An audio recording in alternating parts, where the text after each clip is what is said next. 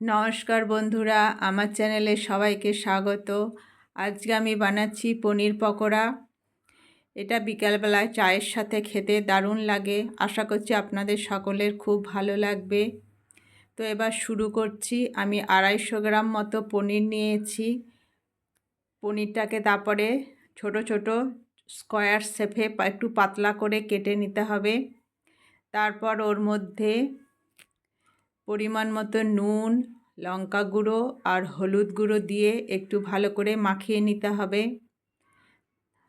এবার পকোড়াগুলো করার জন্য বেসন দরকার, একটা ডিম দরকার। এবার বেসনের মধ্যে আমি পরিমাণ মতো নুন, কিছু কালো জিরে আর হলুদ দিলাম।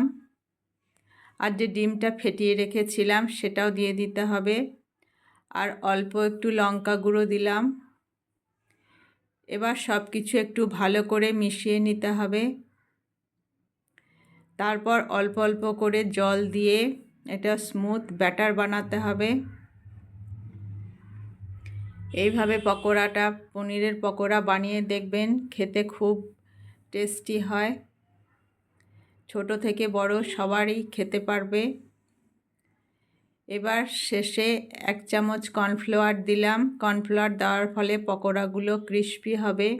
তারপর কর্নফ্লাওয়ারটাও বেসনের সাথে একটু ভালো করে মিশিয়ে নিলাম। তারপরে কিছুক্ষণ ধরে এটা একটু ফেটিয়ে নিলাম। ফেটানোর ফলে পকোড়াগুলো ভালো ফুলবে। এবার পকোড়াগুলো ভাজবো, তার জন্য কড়াই গরম করে ওর মধ্যে রিফাইন তেল দিলাম।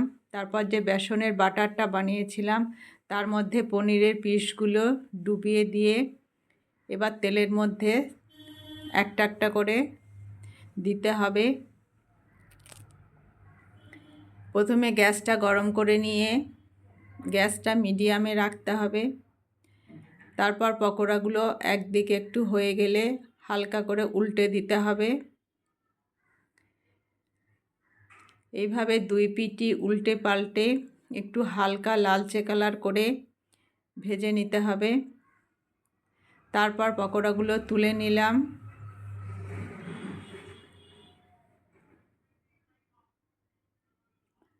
তারপর এইভাবে সমস্ত পকোড়াগুলো ভেজে নিলাম।